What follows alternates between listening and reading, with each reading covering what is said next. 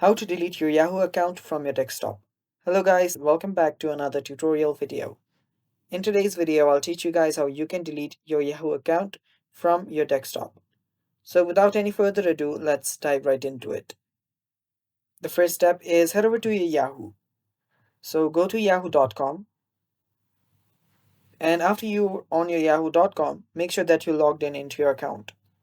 After you log in into your account, tap on your profile icon on the top right corner, and there you will see an option that says Manage Your Account.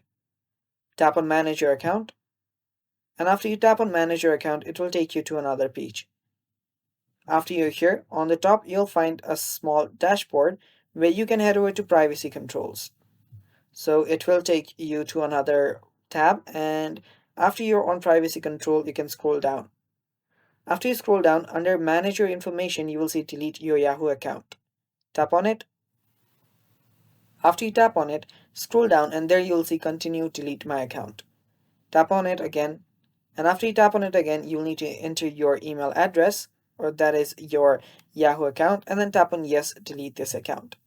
Doing that, your account will go through with the deletion process, and yeah, that's basically how you do it. And that's all for today's video. Thanks for watching. Stay tuned for more, and bye-bye.